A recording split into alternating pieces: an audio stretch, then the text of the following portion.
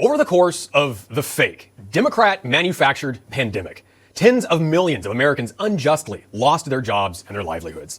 Families were torn apart, and hardworking people who'd been in their careers for decades or who own businesses watched their only source of putting food on their table literally vanish overnight. All for a mild cold that's no more severe than the annual flu. More than 2 years later, millions of people are still looking for answers, and millions more are still, to this day, being persecuted for taking a stand against the communist, Democrat, Fauci-engineered virus. That includes people like Michael McMahon, an officer of the Los Angeles Police Department. Or at least he was until he and a group of fellow officers decided to put their own health and safety first and refuse the toxic experimental injections being forced on them by the government. After giving 14 years of faithful service to the department, Michael refused to allow himself to be injected, and so he was dragged through hell by his superiors, financially bankrupted and dismissed from his union, who abandoned him when he needed them most, offering no help at all. And all of this just for telling his department, my body, my choice. Quite the double standard. Here with me now is former LAPD officer Michael McMahon. Michael, thank you for coming on the show. Thanks for having me back. So quickly, take us through what's been happening. How did you end up here today? What's been going on? Well, yeah, as you quite accurately put, I was fired by the LAPD on Friday, July 1st.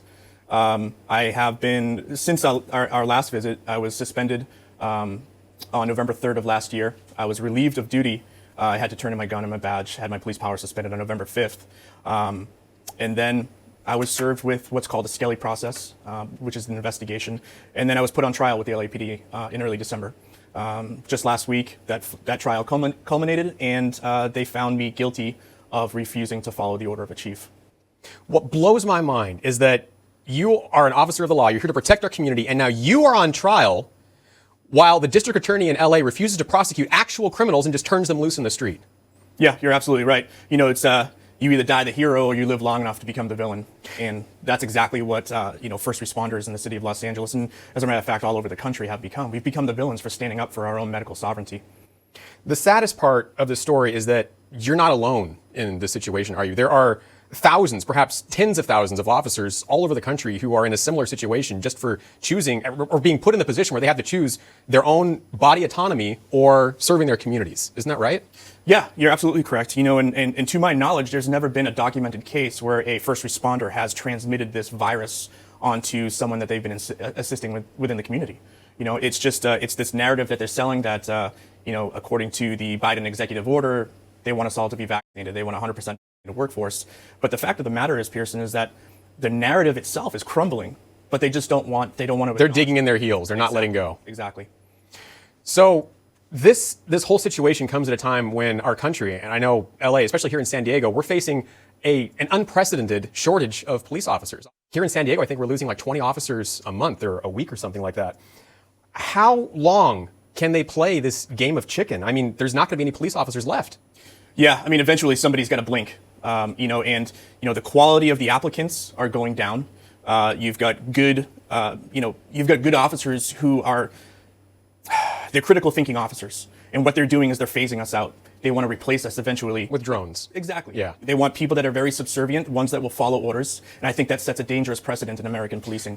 One of the things I'm wondering is, maybe you have an opinion on this, is this part of what Joe Biden has actually called the Great Reset, where we get rid of our local police officers. We get rid of them and we replace them with a totally obedient federal police force that's just loyal to Washington. Do you think that might be part of the plan here? I think it's 100% correct. Right now, the city of Los Angeles is facing, we're going to elect a new mayor.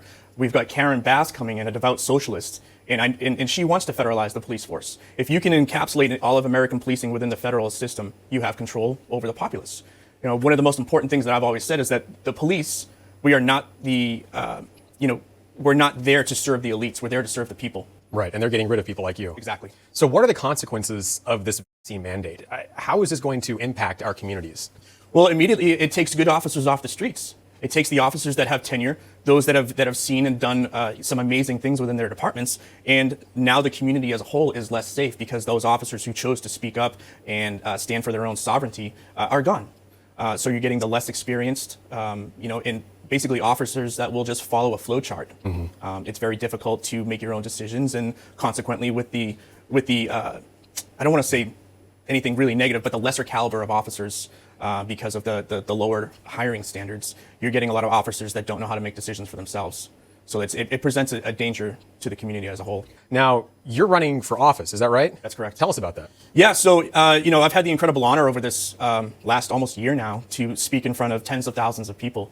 And every time that I was doing that, I was calling on the people out in the crowd that if they're not satisfied with the form of government that they have, if the government is not speaking for them, to change that government, right? It's our rights as Americans that if our government is not representing us, we can change it. So I decided that, I'll take a stand now so that I can leave a country for where my children will still be able to. Right. And we've got to get up there and change this mindset in Sacramento. We need a complete reset of everything that's going on up there because they're actively working to strip away our rights as American citizens. And if people want to go and support you, what can they do? Where can they go?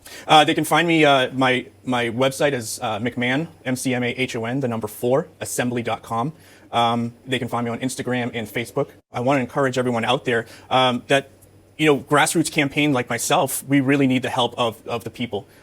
We don't have the big money donors, and we're doing this to try to save our republic. And I would encourage everyone, if you can, either donate your time, or donate your money, or donate both. But we really need it. All right. Former LA PD officer Michael McMahon, thank you for coming on the show. I appreciate it. Thank you very much.